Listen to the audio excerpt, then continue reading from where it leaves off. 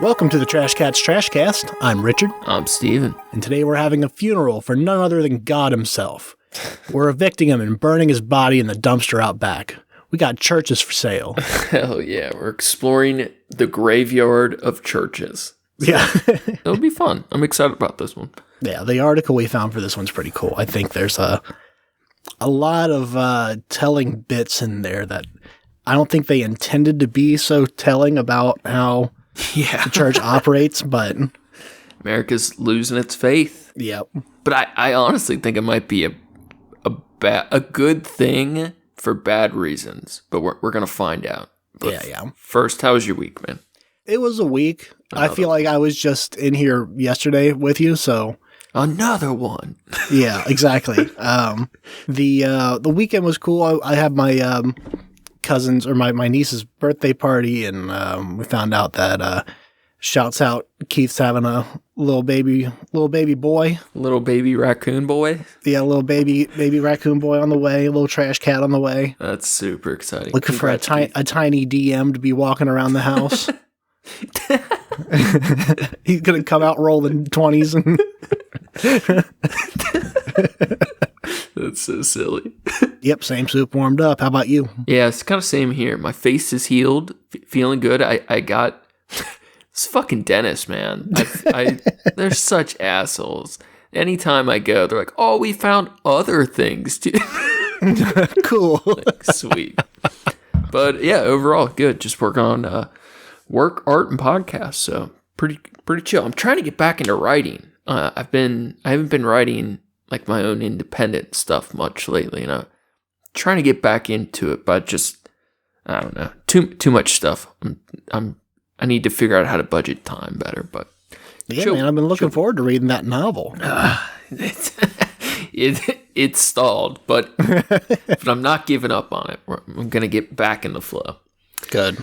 Now, before our funeral, we wanted to touch base on some philosophy stuff. And this is one I got super excited about when I found it. This is a little pre-funeral foreplay, if you will. You know, that's the best type of foreplay, right before the funeral. Yeah. And this is, yeah. Get all hot and bothered before you go see the corpse in the box. Exactly. This really is one of the most exciting philosophy things I've stumbled upon in a while. Were you familiar with this before? No, I've heard the word before, but I never really knew what it was. I hadn't even heard the word, and I think it's a fun word. Antinatalism. So antinatalism is the philosophy of edgy children across the internet and dead people. A lot of dead people embrace this philosophy. That being said, I kind of love it. So right now, this philosophy is becoming kind of vogue online, as it's been popularized in some really dark corners of the internet, specifically incel groups and the suicide forums. Are you familiar with those by chance? No. I've been doing some exploring. I'd say it is funny to me that that's just where you hang out at. You're just like... I haven't really been hanging out.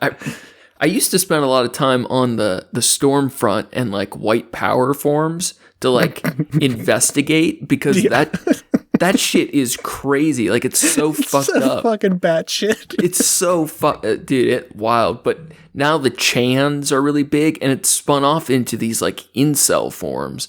And there's a couple of them. I think one's called the Chans. Anyone who doesn't know what you're talking about, that sounds like complete craziness. And Kiwi farms, farming lolcows. What the fuck is that? It's literally like a doc site. Like, you doc celebrities and everybody adds to it and tracks your movements and information. Oh, Jesus. It's really wild. But the suicide forums are legit, like off-sea websites that people try to keep public, where they encourage primarily like teenage kids to commit suicide. They have methods and ways to do it. And oh, good. This one particular website, they've been really pumping this food preservative that kills you super efficiently. And it's like very common. 45 people have killed themselves in the last 2 years that have been users of this particular form. And it's this philosophy, antinatalism, is really popular in a lot of those like dark internet cultures right now. And I think it's being perverted a bit, but like anything on the internet. Yeah, but at the very least, it's interesting. Take it or leave it. It's an interesting concept. I think it offers some insightful beauty as well. So to caveat, many groups interpret it differently, and not all those interpretations are made equal. But generally, the concept is as such. Antinatalism is the philosophical position that views birth and procreation of sentient beings, including non-human animals, as morally wrong. Antinatalists therefore argue that humans should abstain and, possibly, stop other animals from procreating. Some of the earliest surviving formulations of the idea that it would be better not to have been born can be found in ancient Greece.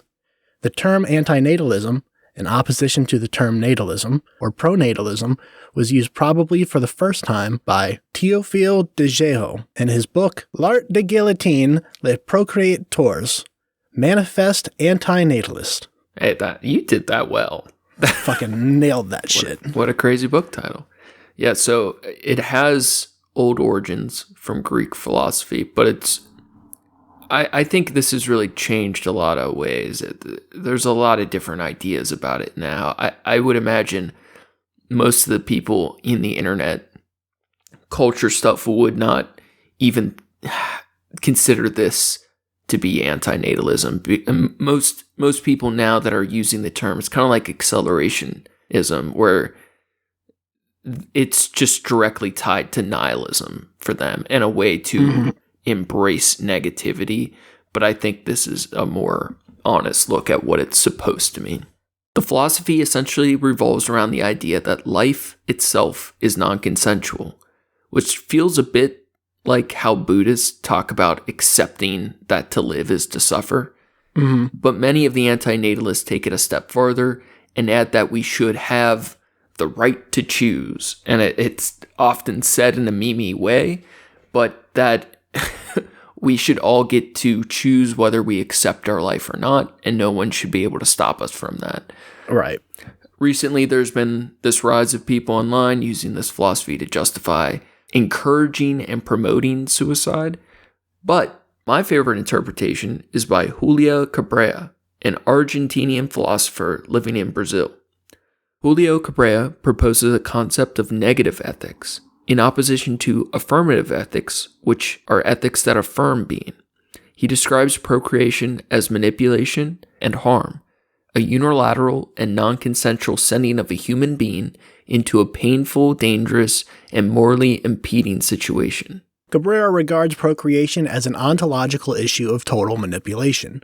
One's very being is manufactured and used, in contrast to intraworldly cases where someone is placed in a harmful situation.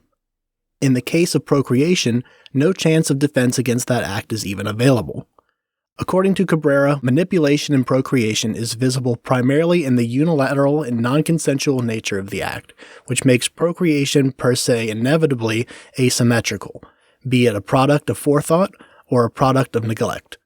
It is always connected with the interests or disinterests of other humans, not the created human. In addition, Cabrera points out that in his view, the manipulation of procreation is not limited to the act of creation itself, but is continued to the process of raising the child, during which parents gain great power over the child's life, who is shaped according to their preferences and for their satisfaction. He emphasizes that although it is not possible to avoid manipulation in procreation, it is perfectly possible to avoid procreation itself, and that then no moral rule is violated. Cabrera believes that the situation in which one is placed through procreation, human life, is structurally negative, and that its constructive features are inherently adverse. The most prominent of them are, according to Cabrera, the following. A. The being acquired by a human at birth is decreasing, or decaying, in the sense of a being that begins to end since its very emergence, following a single and irreversible direction of deterioration and decline, of which complete consummation can occur at any moment between some minute and around 100 years. B.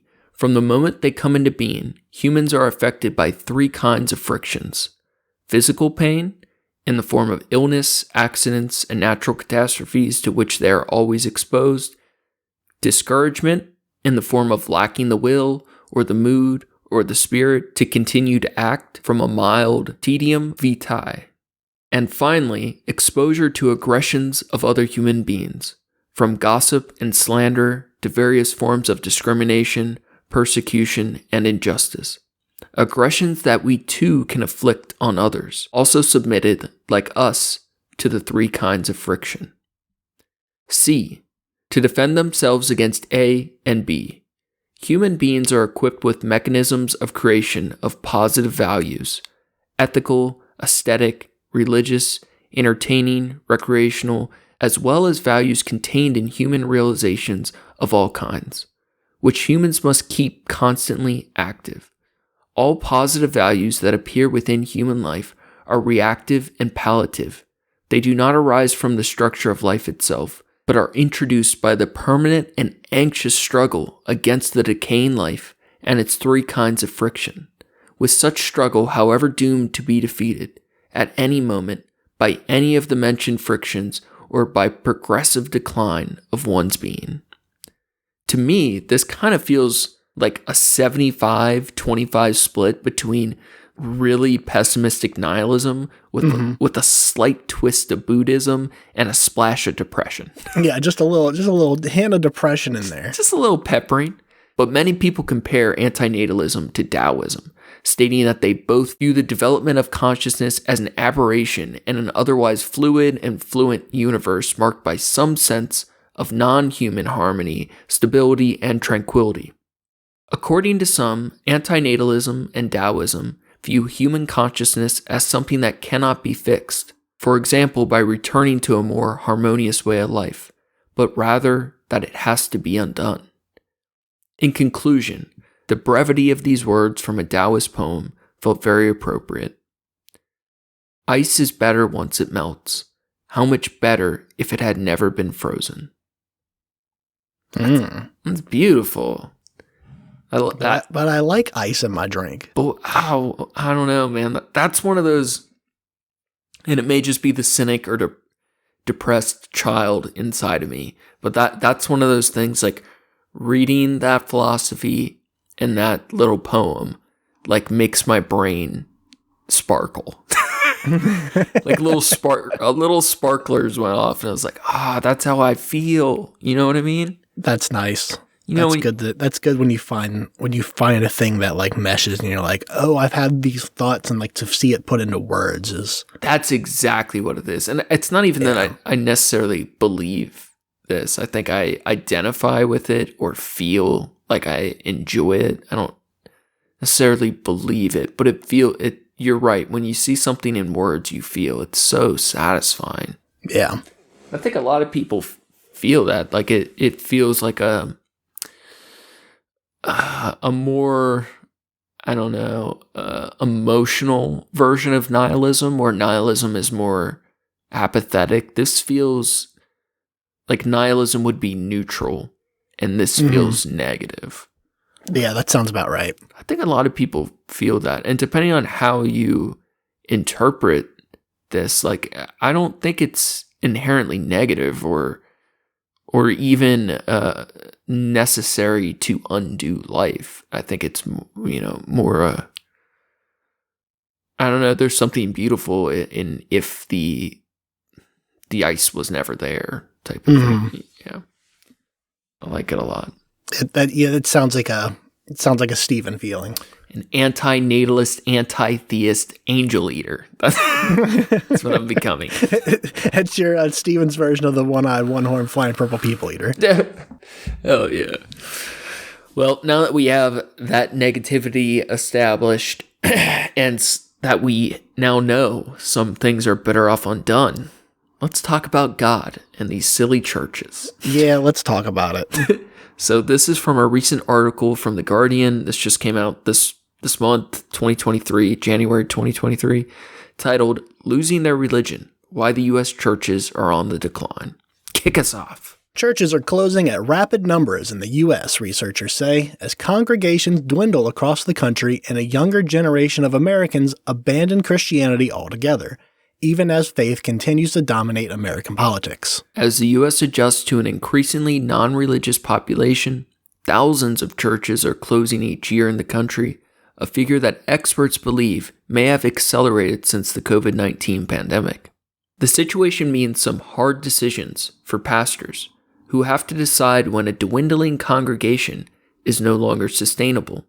But it has also created a boom market for those wanting to buy churches, with former houses of worship now finding new life. About 4,500 Protestant churches closed in 2019. The last year data is available, with about 3,000 new churches opening, according to Lifeway Research. It was the first time the number of churches in the U.S. hadn't grown since the evangelical firm started studying the topic. Damn, that's wild. Yeah, that is fucking buck wild. With the pandemic speeding up a broader trend of Americans turning away from Christianity, researchers say the closures will only have accelerated.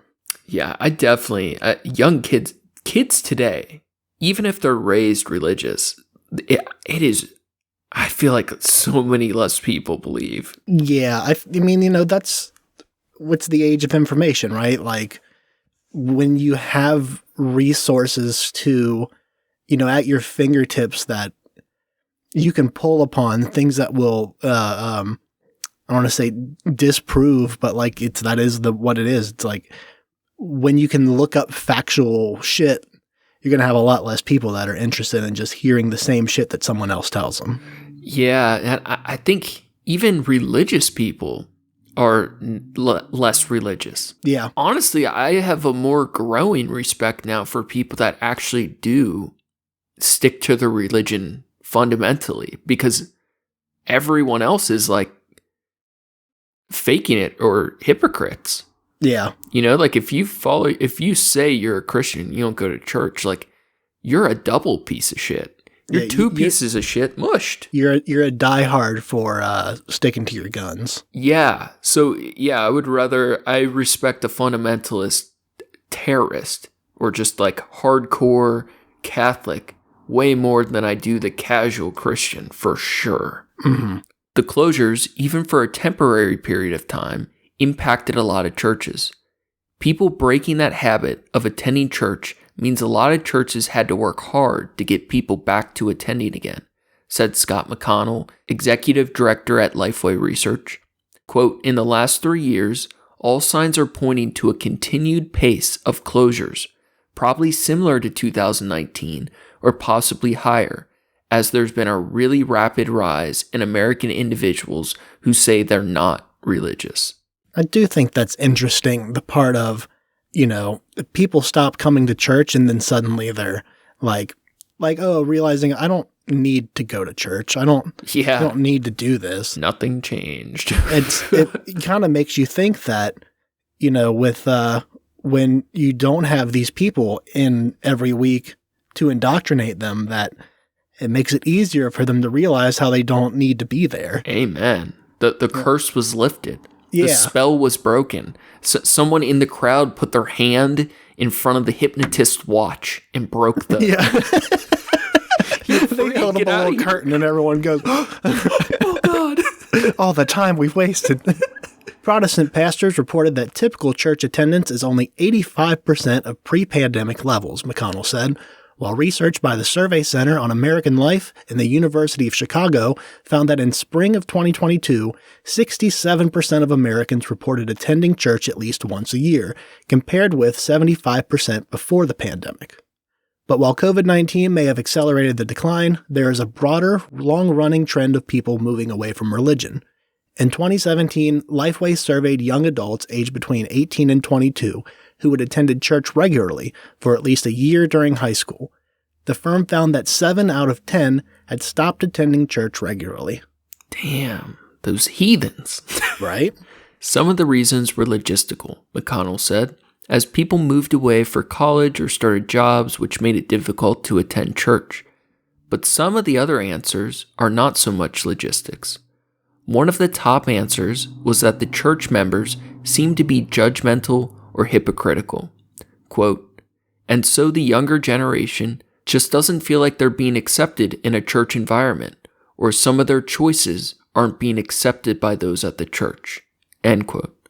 About a quarter of young adults who dropped out of the church said they disagreed with the church's stance on political and social issues. I did just see today, and this is no credit to him, but the current Pope just said he didn't think homosexuality should be a sin. Yeah. He's said that before publicly, I think. Little wafer man. Yeah. What a loser. Imagine being the king of a religion. Yeah. And being like, those people we burned and executed and pushed out of our church, ridiculed, said they're going to hell for hundreds, if not thousands of years. I think it shouldn't be a sin, but I'm not going to change it. Yeah. I'm definitely on a record as saying this before, but I like this Pope more than I've liked any other Pope. Yeah, I've said that too. Yeah, that, I mean, for what that's worth, Jesus Christ. And it's for the same reasons that a lot of Catholics are pissed at him. The reasons they don't like him. I think that's funny. I think that's very cool. It is mixed though, because he is more progressive and he's trying to drag this kicking and screaming religion into the new age. He's still the progressive king of a religion. Right. But it in a lot of ways, I feel like it's almost worse for there to be a progressive head of any religion, because it allows the more outdated and arcane and exclusive and judgmental the religion is, the better. It's worse that people would still be in it, but over time, less people. The further removed it is from what we see in modern society, the more easily it's going to be for people to be like, oh, this is fucking stupid. We have to, it's easier to justify the surgery to excise the tumor as cancer that they are. Yeah, exactly. we want to isolate these religions as far as possible so that the people are so obscure they have to drink the Kool-Aid and kill themselves like the cult they are. Like that should be the goal. We almost don't want a pope who makes a bunch of good changes, because then we get Chick-fil-A's. Mm-hmm. And mega churches and all that bullshit. Preachers with sneakers type shit. Like we want it. Sneaker shit, yeah. We want them to be cryptic and outdated and harsh. I mean, the flip side of that is the potential that with that more progressive leader, you have somebody that is showing people that otherwise hadn't given it thought that, hey, this actually isn't a thing that we need to be against. This is something that we need to nurture. So this is something that we need to, maybe not nurture, but even just not be actively against. This isn't a problem. Honestly, I don't know between the two methods which is better. Because I really feel like it's a flip of the dice. Like you need extremists and pacifists on the same side to make a social change. But with this, I don't know if it's better that they're obscure and harsh or that they are softer, because the quality of life for a lot of people, especially teenagers, kids, and people that are roped into these churches against their will or not by choice, their quality of life is, thousands and thousands of people's lives would be so much better if the church lightens its stance on homosexuality. Yeah. But at the same time, what about the future thousands of people that are dragged into this church because they became more progressive?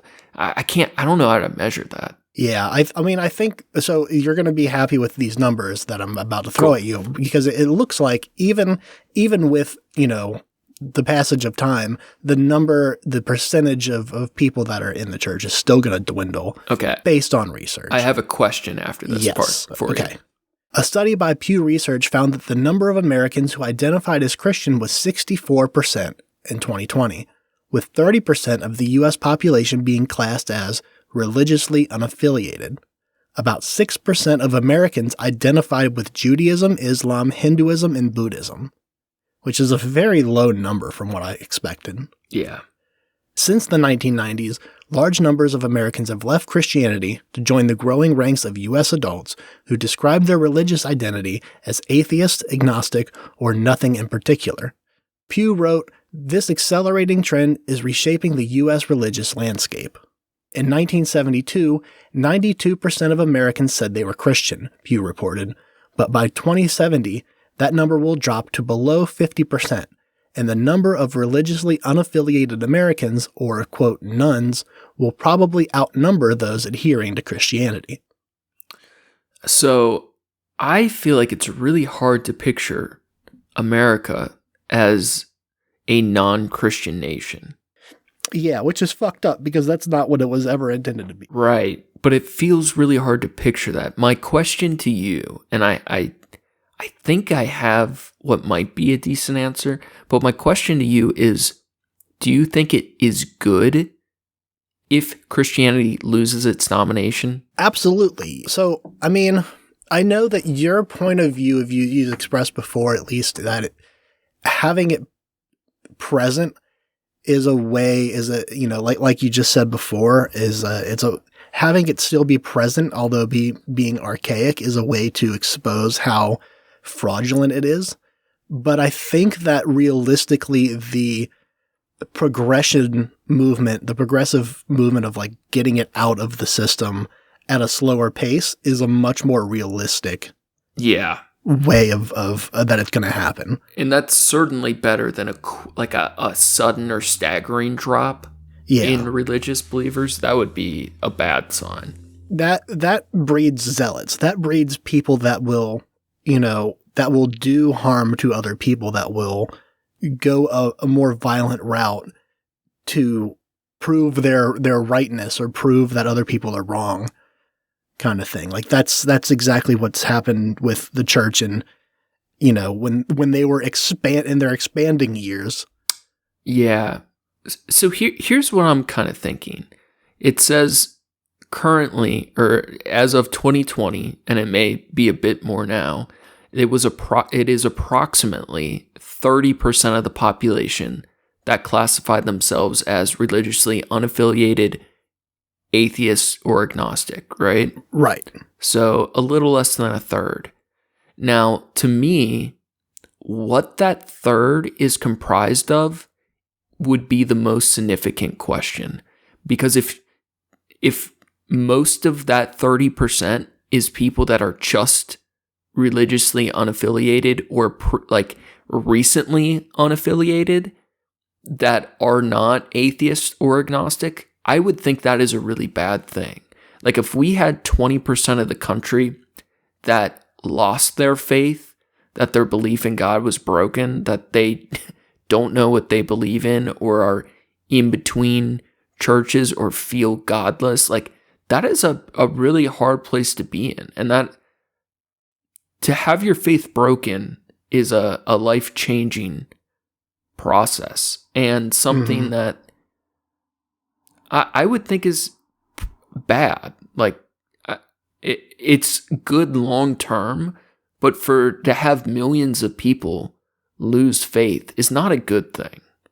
And depending on what that 30% of non-religiously affiliated is made of, like if it was 29% atheists that had considered and chosen their philosophy over the course of their lifetime, that is a great thing. But to have 30% of the country having recently lost their faith, I would think that's really bad. Yeah, I definitely, judging by the numbers, though, they're saying that it's definitely a more rapid increase than, previously.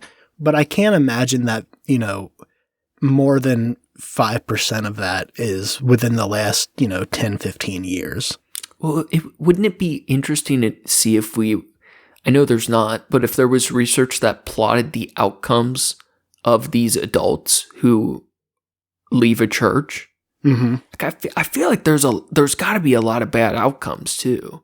Like to have a whole country, millions and millions of people, if over 50 years ago to be a primarily Catholic or Christian nation, in 50 to 100 years for that to change to now over half of the people don't believe in anything. Mm-hmm. Not that they believe in atheism or a lack of belief is atheism, but like they have their own internal belief system. But to have over 50% of the country believe in nothing, I think would be like terrible. I mean, I disagree. I feel like I think I understand what you're saying. Am I right that I feel like you're coming from the perspective of like, these are people that were raised a certain way that have now lost something that they used to hold dear. The most important thing in their life. And I will preface it with, I've gone through that process, and I don't think you did. Am I? Not really. I didn't, because I found religion on my own. It wasn't something that was placed upon me. Yeah, exactly. I explored it on my own. Dude, for myself, I mean, that was probably one of the, outside of like, it sounds so stupid to say it's the hardest thing that ever happened, but over the course of my life, that is probably the hardest internal thing, like non-external life thing. And I think people that go through that, they're forced to combat or navigate that the rest of their life. I honestly think, like, if too many people are going through that too quickly, I think that's actually really bad. Yeah, I'm kind of an outside looking in on that, but where I can see it as being bad, you can also look at it as you have these people that are, with a rising tide of people experiencing similar things, you have rising tides of groups of people that are going through similar experiences that can help each other with that. The more information comes in with that. You know what we just did? What? You know what just happened? What happened? We just did a perfect divide between a pessimist and an optimist. That is 100% what just happened. Damn. I'm like, no, the cup's half empty. It's half empty. You're like, no, man. I see the same cup. It's half full. They're going to grow and learn and be. It's so funny. I can definitely see I can understand your point of view, though, of that. Because that's another one of those things that, the atheist discussion shit is like, when you have, so let's say we did prove tomorrow that God wasn't real, or was or wasn't. Let's say, like, for example, that we prove that God's not real. We're able to do that somehow. Yeah. The people that are going to be upset. And so, like, what that would mean to a lot of people that have committed their lives to that, if you now have something that's like undeterring, your faith is worthless. Yeah. And all of this time that you spent worried about this is worthless. The consequences that you were afraid of are worthless. They're not real.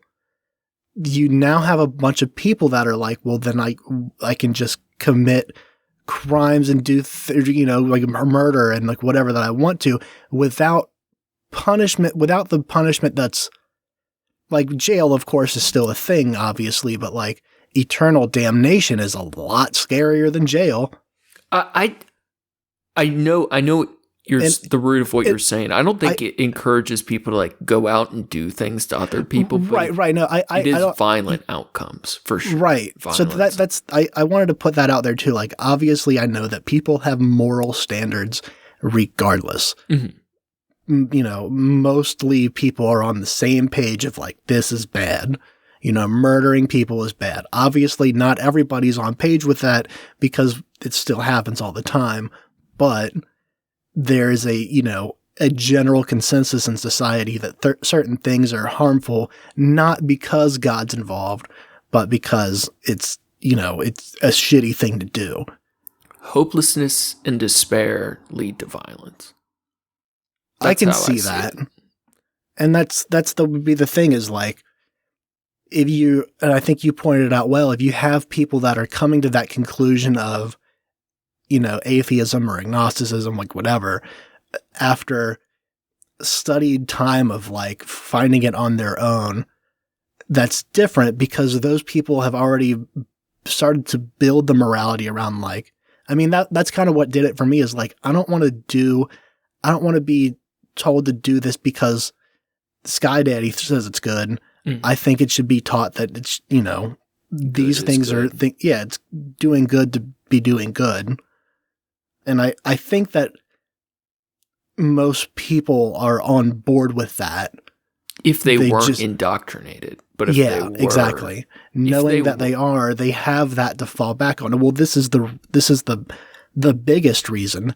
Obviously, if there's a eternal consequence for your actions, then yeah, that makes sense that's a driving factor in the way that you operate. Yeah, if heaven crashed down upon the earth, there would be a lot of rubble to clean up. That's for sure. Mm-hmm. So Stephen Bullivant, author of Nonverts, The Making of Ex-Christian America, and professor of theology and sociology of religion at St. Mary's University, said in the Christian world, the dwindling numbers have been a generational change. While grandparents may have been regular churchgoers, their children would say they believe in God, but not go to church regularly. By the time millennials came around, they had little experience or relationship with church-going or religion. In the Catholic Church in particular, the sexual abuse scandals may have driven away people who only had tenuous connection to the faith. The other thing is the pandemic, Bullivant said. A lot of people who are weakly attached to suddenly having months of not going, they're then thinking, well, we don't really need to go, or we found something else to do, or thinking it was hard enough dragging the kids along then, we really ought to start going again, next week. Bullivant said most other countries saw a move away from religion earlier than the U.S., but the U.S. had particular circumstances that slowed things down.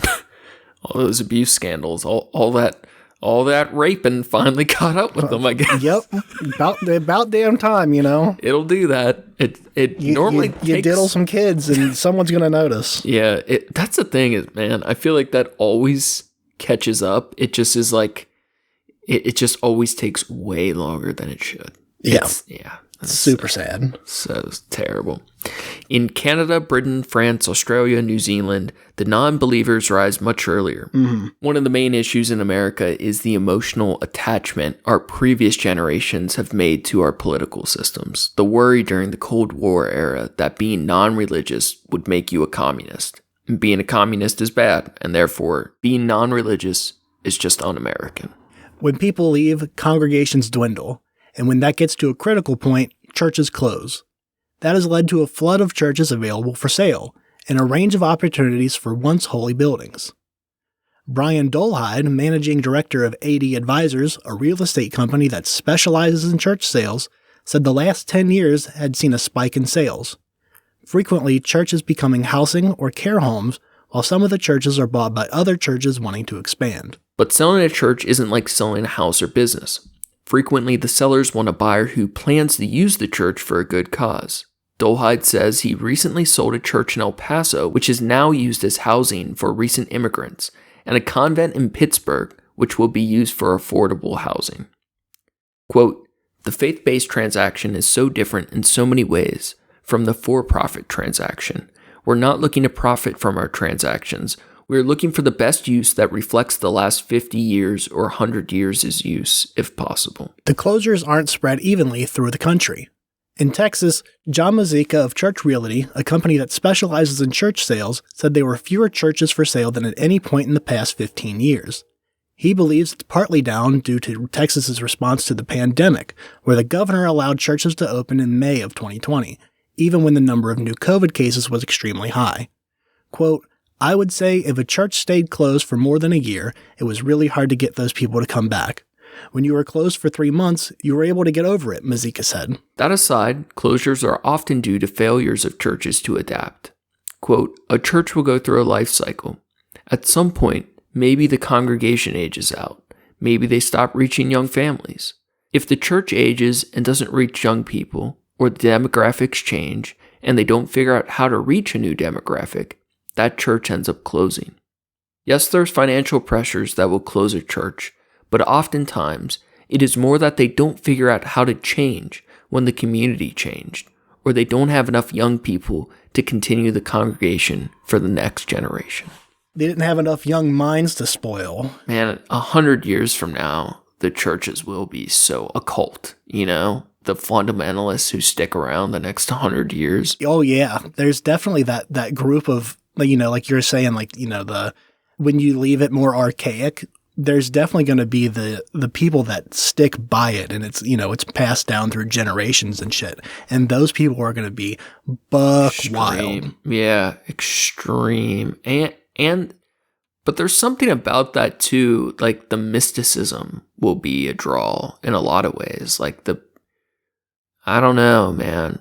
There is a spiritual or supernatural attraction to these things that when I think people feel lost or that's all they know, it is hard to break. Yeah, that's one I understand it kind of in theory, but I've never understood how people have such a trouble in finding meaning without the divine, finding a purpose and like a driving force to life without the divine. And I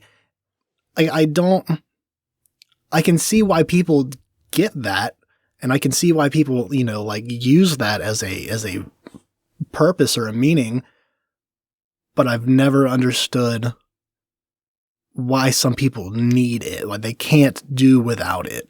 I identify with that feeling or like the root of that feeling. Like I feel that way. Like we've talked about it before with like cults, where it's like, all right, these people are stupid as fuck.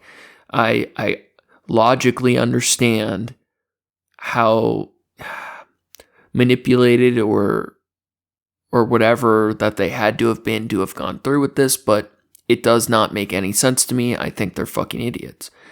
But with religion, I feel like it's the same way in the sense where someone, I feel like who hasn't gone through it is so, or as someone who has gone through it, everyone who is not a part of your belief system is wrong. Your whole world is upside down without it, and nothing makes sense anymore. And it's like one of those things when you can't unknow something, but, Right. But when your like base level of knowledge is this set of beliefs, everything else is the other, and you have to relearn everything else until you build a big enough like blueprint that you can realize like that you were trapped in the crazy house. There's this whole other mansion or series of rooms to explore, but you were like chained in this like really strange place that all the windows were illusions of things that didn't exist. And meanwhile, there was a whole house you could have walked around. It's so deceptive. So deceptive. I can definitely see how it would be scary to, I mean, like, to question the idea of, like, to be presented with the idea of, but what if God's not real? Like, what does that make your life look like? Like, how do you find purpose in that? To explore that can be scary if you take away the safety net of, well, God has a plan, or, everything happens for a reason. This is all part of God's plan kind of thing. When you take away that safety net in your thought, that's definitely then everything's on you. Everything that happens to you and around you it has something to do with your fault at some point or another. On the flip side, I will say for some people, and I'd say more for adults who have came to a gradual shift in perspective, it can be extremely freeing. But I think for most people, it is typically a falling into the abyss. Mm-hmm. And the only thing I can kind of compare it to, an equal ridiculous line of thought, would be to say for a non-religious person, never raised religious, would be to tell them that actually everyone in their life is a demon. Mm-hmm. The idea of believing God isn't real would be equally as ridiculous as telling a non-religious person everyone in their life is demons. It takes like that level of a shift in reality. And if everyone in your life was demons, that'd be scary. Like that radical shifting of everything that you thought you knew that's hard as fuck. Yeah. I want to go back because I did just say something that I feel like I fundamentally disagree with. Okay. I realized as I said it. Yeah. The idea that, when you take responsibility for things, that you realize that more things become your fault, that everything that I think I just said that everything that happens around you falls to your fault at some point. And I don't agree with that so much, that because it's the thing of like, you can't control what other people do. You can only control your own reaction to it. So I think I just phrased it in a poor way, and I didn't want that to be something that was on the permanent record. Yeah, on the permanent record of something that was quoted to me. And you're all of a sudden you're alone in the world. Yeah, exactly. There's a whole thing of like, the Sky Daddy you used to talk to at night.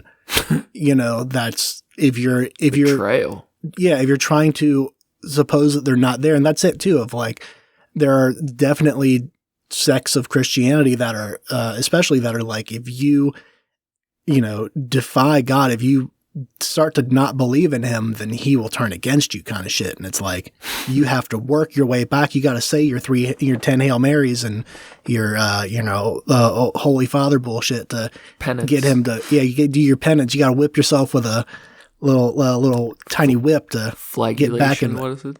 Yeah, exactly. Or else you burn forever. It's such a, it all revolves around fear. What a fundamental human instinct. Yeah. I mean, that's been the tool of the church for the longest time. Is just the tool of the tyrants, right? I think long term, it's definitely good. America's leaning away from religion. I just hope the rate isn't too steep too quickly, but. We're going to find out one way or another. Hopefully there's not too many godless heathens running around burning shit. We'll learn in 2070, apparently. Yeah, shit. Oh, man. If we can finally get to the point where we don't have to elect somebody that has to go out with a Bible and say like, oh, I'm a Christian. I'm a strong Protestant. I love God and I fear God. And God, that would be refreshing. If we can get to a point where that's not a requirement for every politician, that would be super cool. Yeah, to have the church money backing you. Yeah. Did you see? I saw this. George Bush. What was he? Not Mormon. Was he evangelist? I was gonna say. He was an evangelist, right? I was going to say...